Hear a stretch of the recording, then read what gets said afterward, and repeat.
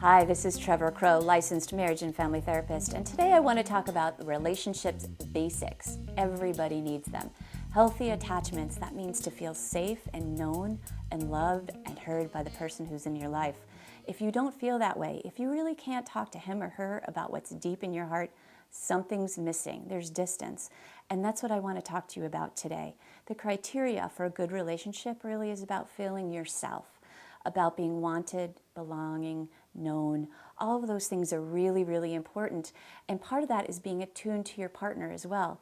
Is he or she listening to you, and are you listening to them? And I think that's one of the basics that we forget pretty quickly. About 18 months after you're first in love, we stop asking, hey, how was your day? Really, how was your day? Not, oh yeah, okay, right, honey, and moving on to the next topic. We need to slow down and listen to each other. And that's one of the biggest problems I see in my room as a couple therapist, because really you just can't know and you can't assume. And many times I see couples do this. They say, oh yeah, I know what she's going to say, and you almost fill in the blanks before she's finished talking. Well, don't. Really slow down and find out what the meaning is behind her, even if it's anger. Say, what are you really angry about, honey? I really want to know. Because a lot of time, anger is really hiding a bunch of other stuff. Maybe sadness, sometimes shame, grief, loss. So really it's a good idea to slow down, get past the anger and say, what's happening now? And if you're one of those people who's kind of like me, I call myself a little avoidant, you don't like a lot of emotion, kind of slow it down for yourself and say, hey, is this overwhelming for me? And if you actually feel a little overwhelmed, say to your partner, you know what, I don't know what to say right now. I actually get kind of flooded. I don't even know what to say. So slow down, don't be angry, and really use your words and tell me what's going on for you in the moment. And you know what, as a couple, you'll start moving away from sort of this distant negative cycle of one yelling and the other one withdrawing. And that's what I see a lot of. We call it pursue, withdraw. And so I think the first step really is trying to figure out what your style is.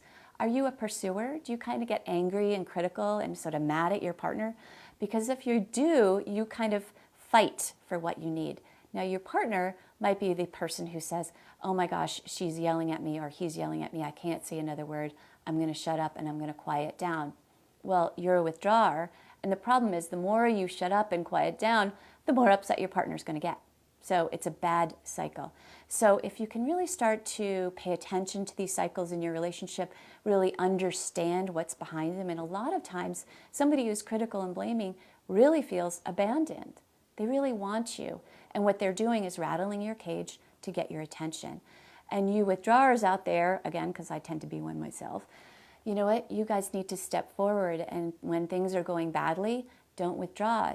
Don't play a video game. I don't know, don't do the stuff that usually takes your attention away from your partner, but actually share what's happening in your life and say, I'm overwhelmed, I'm tired, I'm scared, I'm worried about my job, I'm worried about the kids, whatever it is, but use your words, talk about your emotions and start sharing, because then you become a couple. And here's the big thing here. I'll wrap it up with this. Love is the felt sense that you exist in your other, in their heart, mind, and soul. So think about the felt sense of what it feels like to be involved with somebody else and when they know how you feel. You know that sort of ping when you get that sort of feeling like, ah, all right, he just got it. He got how upset I am. And all of a sudden, you're not alone anymore. That's what a good relationship is about. So when we can do that for each other, you step in and out of it, that's a healthy relationship. So join me next week for more relationship tips. There's a lot to learn and I have a lot to share.